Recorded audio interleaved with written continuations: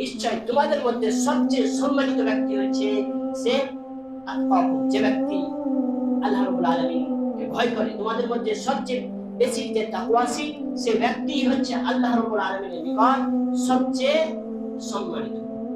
সম্মানিত উপস্থিতি, আজ রমজান মাসের সর্বশেষ দিন অর্থাৎ সর্বশেষ রোজা।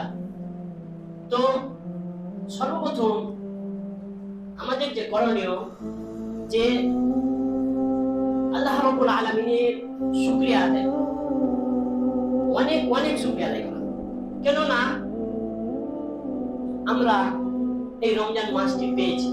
আপনি যদি দেখতে যান যে যারা আগে রমজান মাস পেয়েছে কিন্তু হয়তো তাদের ভাগ্যে জুটেনি এই রমজান মাস, হয়তো তাদের ইন্তেকাল হয়ে গেছে, অর্থাৎ আল্লাহ রাব্বুল আলামিন তাদের মৃত্যু নিয়ে গেছে, কিন্তু আপনি আমি আমাদেরকে এই রমজান মাস পাওয়ার আল্লাহ রাব্বুল আলামিন সৌভাগ্য দিয়েছে।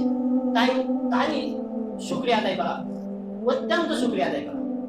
এবং দ্বিতীয়ত রমজান মাস পেয়েছি এটা শুকরিয়া আদায় করা। এবং দ্বিতীয়ত যে রমজান মাস শুধু আমরা পেয়েছি এমনটা নয়, বরং সবাই পেয়েছে, সকল মুসলিমই পেয়েছে, কিন্তু এই রমজান মাসকে সবাই কাজে লাগাতে পারেনি।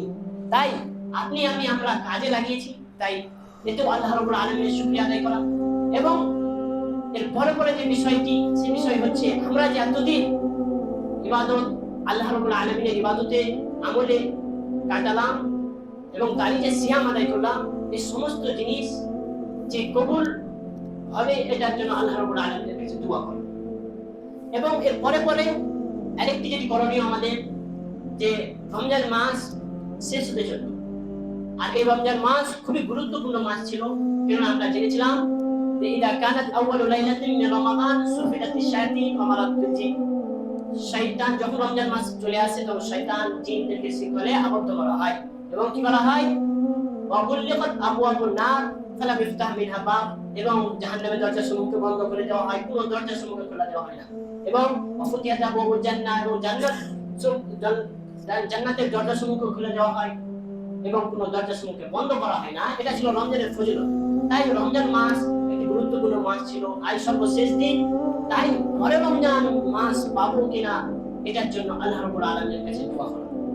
কারণ হতে পারে আমরা এই রমজান মাস পেয়েছি, পরে রমজান মাস যেটি আসতে চলেছে সেটি নাও পেতে পারি। তার জন্য আল্লাহ রাব্বুল আলামিনের কাছে দোয়া করা।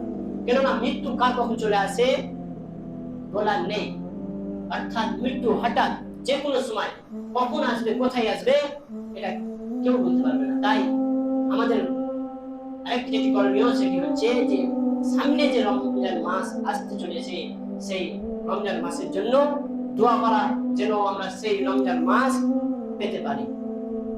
তো সম্মানিত উপস্থিতি, এই রমজান মাস আমাদের জন্য একটি অভ্যাস তৈরি করে নেওয়ার মাস ছিল। অর্থাৎ এই এক মাস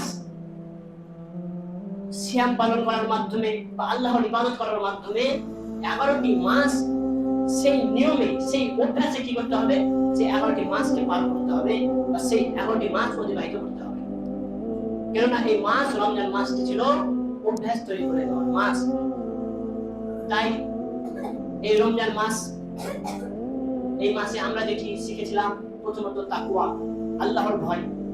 কেননা আল্লাহ রাব্বুল আলামিন এই রমজান মাসকে যে সিয়াম রেখেছিলেন এটার কারণ শুধু মাত্র তাকওয়া অর্জন করাই ছিল। আল্লাহ রাব্বুল আলামিন সূরা বাকারার মধ্যে বলছেন, ইয়া আইয়ুহাল্লাযীনা আমানু কুতিবা আলাইকুমুস সিয়ামু কামা কুতিবা আলাল লাযীনা মিন ক্বাবলিকুম লাআল্লাকুম তাত্তাকুন। হে ঈমানদারগণ, তোমাদের উপর সিয়াম ফরজ করে দেওয়া হলো কামা কুতিবা আলাল লাযীনা মিন ক্বাবলিকুম, যেমন ভাবে তোমাদের পূর্ববর্তীদেরকে করা হয়েছিল। কেন? লাআল্লাকুম তাত্তাকুন, যাতে করে তোমরা তাকওয়া অর্জন করতে পারো, যাতে করে তোমরা আল্লাহর ভয় ভীতি অবলম্বন করতে পারো, তোমরা অন্তরের মধ্যে আল্লাহর ভয় ভীতি গেঁথে নিতে পারো। এটাই মূল উদ্দেশ্য ছিল। তাই প্রথমত যে আমরা রমজান মাসের যে জিনিসটি শিখলাম সেটি হচ্ছে তাকওয়া, অর্থাৎ আল্লাহ রাব্বুল আলামিনের ভয়, যেটা অত্যন্ত গুরুত্বপূর্ণ। কেননা আল্লাহ রাব্বুল আলামিনের যদি ভয় না থাকে আপনার মধ্যে আল্লাহ রাব্বুল আলামিনের যদি তাকওয়া না থাকে, তাহলে আপনার ইবাদত কবুল হবে না। আর আল্লাহ রাব্বুল আলামিনের ভয় আপনার মধ্যে হওয়া অত্যন্ত জরুরি, কেননা তিনি আপনাকে সৃষ্টি করেছেন। আর কেননা আমরা জানি যখন কোনো ব্যক্তি কাউকে ভয় করে তখন সেই অনুযায়ী সে কর্ম করে, আমল করে।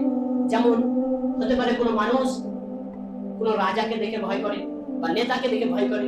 যখন সেই রাজা যদি কোনো নিয়ম শৃঙ্খলা থাকে যে যদি কেউ মদ পান করে তাহলে তাকে দেশ থেকে তাড়িয়ে দেওয়া হবে, বা কেউ যদি চুরি করে তাহলে তার হাত কেটে দেওয়া হবে, বা কেউ যদি জেনা করে তাহলে তাকে 80 হাত মারা হবে, ইত্যাদি ইত্যাদি যদি কোনো রাজা বা বাদশাহ তার গ্রাম বা তার এলাকাতে যদি নিয়ম শৃঙ্খলা লাগু করে তাহলে প্রজা বা মানুষরা সেই নিয়ম শৃঙ্খলা কি করে, তারা বিরুদ্ধাচরণ করতে ভয় করে। কারণ তারা জানে যে এটা যদি করি তাহলে আমাদের প্রতি শাস্তি লাঘব হতে পারে। তাই তারা কি করে, তারা করে না, তারা ভয়ে করে না। তাই এটা ছিল মানুষের ভয়, যে অপর একটি মানুষকে দেখে সে ভয় করে সেই জিনিসটি করেনি। কিন্তু আল্লাহ রাব্বুল আলামিনকে ভয় করা তো মানুষের তো নয়, বরং তার ভয় আলাদা। তাই আল্লাহ রাব্বুল আলামিনকে ভয় করা অত্যন্ত জরুরি আমলের ক্ষেত্রে। কারণ যখন আপনি ভয় করবেন তখন আপনি সেই আল্লাহ রাব্বুল আলামিন যে সমস্ত জিনিস থেকে নিষেধ করেছে, যে সমস্ত জিনিস থেকে আল্লাহ রাব্বুল আলামিন দূরে থাকতে বলেছে, সে সমস্ত জিনিস থেকে আপনি দূরে থাকতে চেষ্টা করবেন। কারণ আপনি জানেন যে আল্লাহ রাব্বুল আলামিন বলে দিয়েছেন যদি আমি শিরক করি তাহলে আমার ঠিকানা হবে জাহান্নাম। আল্লাহ রাব্বুল আলামিন বলে দিয়েছেন যদি আমি মদ পান করি তাহলে আমার ঠিকানা হবে জাহান্নাম। যদি আমি আল্লাহ রাব্বুল আলামিনের অবাধ্যতা করি, আল্লাহ রাব্বুল আলামিন যে সমস্ত জিনিস বলেছে সে সমস্ত জিনিস যদি না মেনে চলি, আল্লাহ রাব্বুল আলামিন যে সমস্ত জিনিস থেকে দূরে থাকতে বলেছেন সে সমস্ত জিনিস থেকে যদি দূরে না থাকি তাহলে আমার ঠিকানা হবে আগুন অর্থাৎ জাহান্নাম। এটা যদি আপনি জানেন, এই ভয় যদি আপনার মধ্যে থাকে তাহলে কি আপনি অবশ্যই বেঁচে থাকার চেষ্টা করবেন। তাই প্রথমত আমাদেরকে আল্লাহ রাব্বুল আলামিনকে ভয় করতে হবে, আল্লাহ রাব্বুল আলামিনের প্রতি তাকওয়া অবলম্বন করতে হবে। কেননা যে ব্যক্তি তাকওয়া অবলম্বন করে সেই ব্যক্তি আল্লাহ রাব্বুল আলামিনের কাছে সবচেয়ে সম্মানিত, সবচেয়ে উচ্চ মর্যাদাপূর্ণ।